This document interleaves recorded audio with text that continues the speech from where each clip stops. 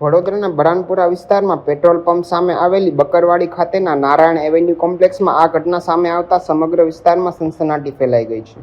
અહીં રીટાબેન સોલંકી નામની મહિલાની હત્યા કરવામાં આવી છે. પ્રાથમિક તપાસમાં સામે આવ્યું છે કે પતિ પત્ની વચ્ચે કેટલાય સમયથી ઘરકંપાસ ચાલી રહ્યો હતો.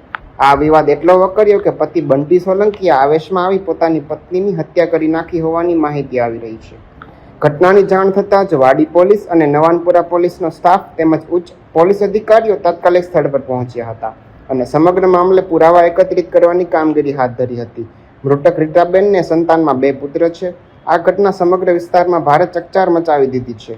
હાલ અહીંયા એક બેનનું મૃત્યુ થવાનું અમને મેસેજ મળ્યો છે.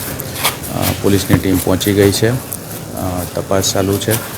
એમના જે કંઈ પણ આગળ કાયદેસરની કાર્યવાહી કરવાની છે એ કરાવી રહ્યા છે. એફએસએલની ટીમ બોલાવીને એનું એવિડન્સ કલેક્ટ કરવાનું, એમના ધોરણસરની આગળ ફરિયાદ દાખલ કરીને જે કોઈ પણ કલ્પ્રિટ છે એને શોધી કાઢીને એને ધોરણસર કાયદાની પ્રક્રિયા આગળ કરવા માટે તપાસ ચાલી રહી છે. જી સાહેબ, જે આરોપી છે બંટી, એની શું અત્યારે રણનીતિ શું છે એને પકડવાની?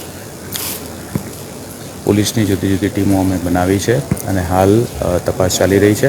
અમે એમાં જે કોઈ પણ આરોપી છે એમને પકડીને આગળ એમને કાયદાની પ્રક્રિયામાં લઈ જવા માટે પોલીસની ટીમો કામગીરી કરી રહી છે.